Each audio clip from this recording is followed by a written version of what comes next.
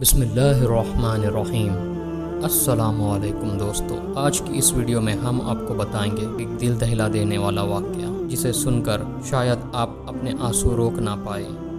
ایک باپ کا واقعہ کہ کیسے اس کے بیٹے نے اپنے باپ کی شکایت حضور اکرم صلی اللہ علیہ وسلم سے کی۔ دوستو، جاننے سے پہلے آپ سے ایک چھوٹی سی درخواست ہے کہ ایسے ہی سچے واقعات کو سننے کے لیے آپ ہمارے چینل کو سبسکرائب کر لیجئے اور بیل آئیکن کو پریس کر دیجئے تاکہ آئندہ آنے والی ویڈیوز آپ تک آسانی سے پہنچ سکے۔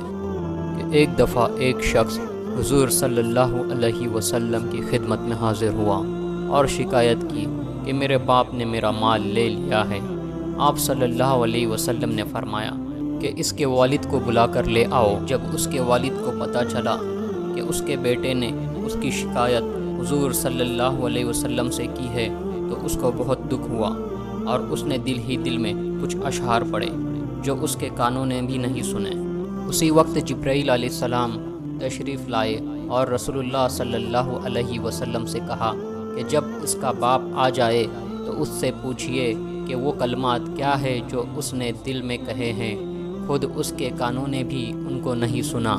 جب یہ شخص اپنے والد کو لے کر پہنچا تو آپ صلی اللہ علیہ وسلم نے اس کے والد سے کہا کہ کیا بات ہے، آپ کا بیٹا آپ کی شکایت کرتا ہے، کیا آپ چاہتے ہیں کہ اس کا مال چھین لے؟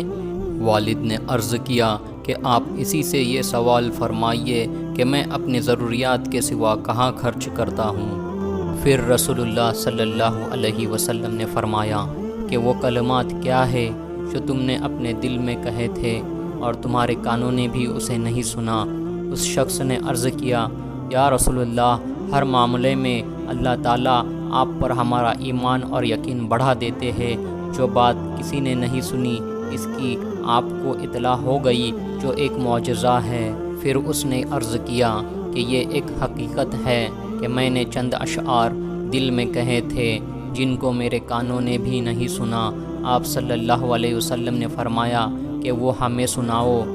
اس وقت اس نے یہ اشعار سنائے، بیٹا جب تو پیدا ہوا تھا ہم نے اپنے لیے جینا چھوڑ دیا تھا، تیرے ایک آنسو نے ہمیں تڑپا دیا تھا، تیری خواہش کے لیے دھوپ میں جلتا رہا، میں نے تجھے بچپن میں غذا دی اور جوان ہونے کے بعد بھی تمہاری ذمہ داری اٹھائی، تمہارا سب کھانا پینا میری ہی کمائی سے تھا، جب کسی رات میں تمہیں کوئی بیماری پیش آ گئی تو میں نے تمام رات تمہاری بیماری کے سبب بیداری اور بے قراری میں گزاری، گویا کہ تمہاری بیماری مجھے ہی لگی ہے، تمہیں نہیں، جس کی وجہ سے تمام رات روتا رہا، میرا دل تمہاری ہلاکت سے ڈرتا رہا، حالانکہ میں جانتا تھا کہ موت کا ایک دن مقرر ہے۔ پھر جب تم اس عمر اور اس حد تک پہنچ گئے جس کی میں تمنا کیا کرتا تھا تو تم نے میرا بدلہ سختی اور سخت کلامی بنا دیا، گویا کہ تم ہی مجھ پر احسان و انعام کر رہے ہو۔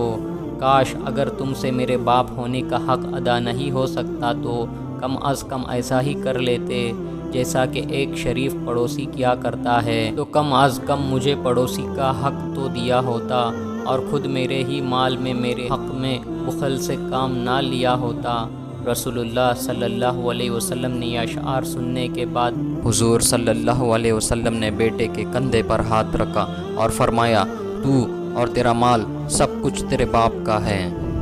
رمضان المبارک میں 4 لوگوں کی بخشش نہیں ہوتی۔ پہلا، مستقل شراب پینے والا، دوسرا ماں باپ کا نافرمان، تیسرا رشتہ داروں سے رشتہ توڑنے والا، چوتھا کینہ رکھنے والا یعنی اپنے دل میں کسی کے لیے نقصان پہنچانے والی خواہش رکھنے والا۔ لہٰذا کسی میں یہ عادت پائی جاتی ہو، اللہ سے توبہ کر لے اور اپنے ماں باپ سے معافی مانگ لے۔ دوستو، اپنے والدین کی قدر کیا کیجیے اور ان کے ساتھ حسن سلوک کیجیے۔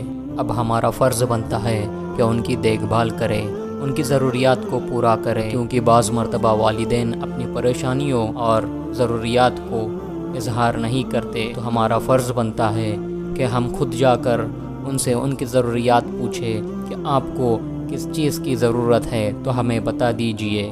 اللہ تعالیٰ سے دعا ہے کہ اللہ تعالیٰ ہم سب کو ماں باپ کی قدر کرنے کی توفیق عطا فرمائے، آمین۔